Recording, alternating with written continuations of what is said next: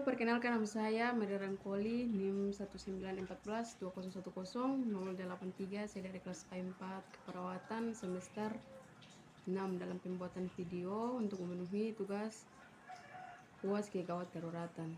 Akan membahas tentang triase dan pembidaian. Jadi triase adalah sistem untuk menentukan pasien yang diutamakan memperoleh penanganan medis terlebih dahulu di IGD berdasarkan tingkat keparahan pasien.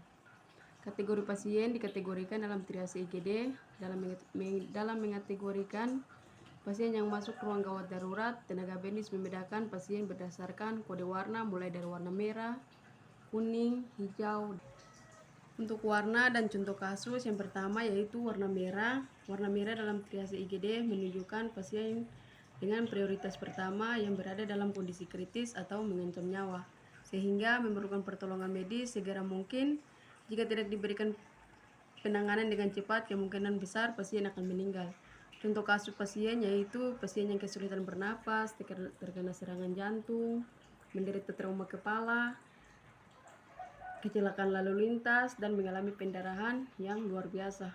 Untuk warna kuning menandakan pasien pada prioritas kedua yang memerlukan perawatan segera, tetapi penanganan medis masih dapat ditunda dengan beberapa saat karena pasien dalam kondisi stabil. Meski kondisinya kritis, dengan warna kuning masih memerlukan penanganan medis yang cepat. Pasien yang termasuk kategori warna kuning contohnya pasien dengan patah tulang di beberapa tempat akibat jatuh dari ketinggian, luka bakar derajat tinggi, dan trauma kepala ringan. Untuk warna hijau menunjukkan pasien dalam prioritas ketiga yang memerlukan perawatan di rumah sakit, tetapi masih dapat ditunda lebih lama maksimal 30 menit. Ketika tenaga medis telah menangani pasien lain yang kondisinya lebih darurat kategori warna merah dan kuning, maka mereka akan langsung melakukan pertolongan pada pasien prioritas ketiga. Contoh kasus seperti pasien dengan patah tulang ringan, luka bakar derajat rendah, atau luka ringan. Untuk warna hitam, kode yang berwarna hitam menandakan pasien berada dalam kondisi yang sangat kritis, tetapi untuk diselamatkan nyawanya sekalipun segera ditangani pasien akan tetap meninggal. Kondisi ini biasanya terjadi pada pasien yang mengalami cedera yang bisa menyulitkan pernapasan atau kehilangan banyak darah akibat luka tembak.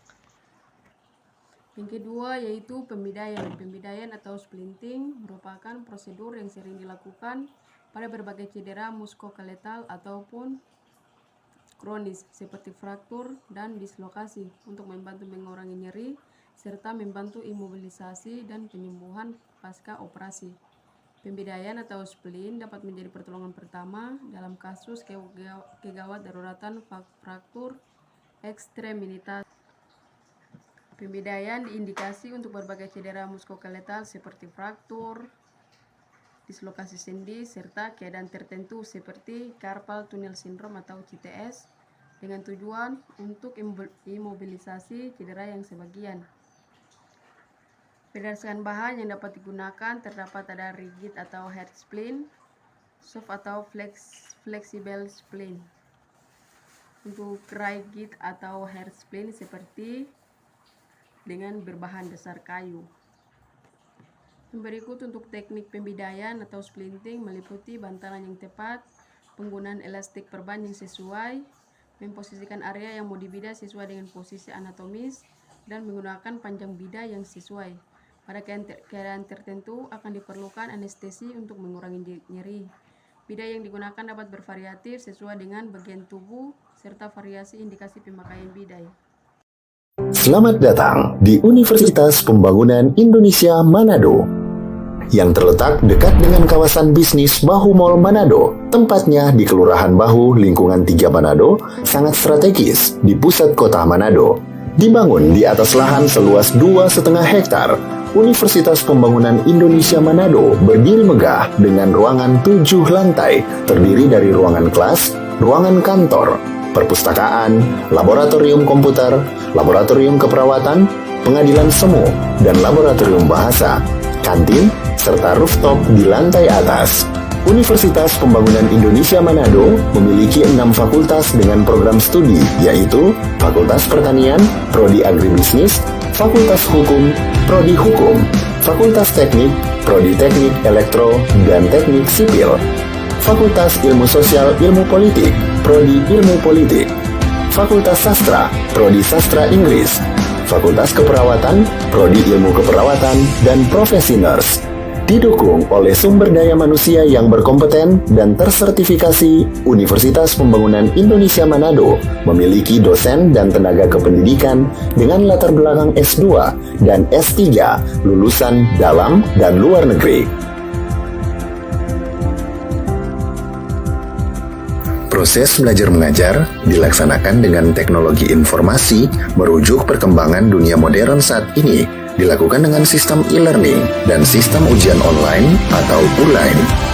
Hasil tracer student Universitas Pembangunan Indonesia Manado dan fakultas menyebutkan lulusan UNPI sudah tersebar di dalam dan luar negeri.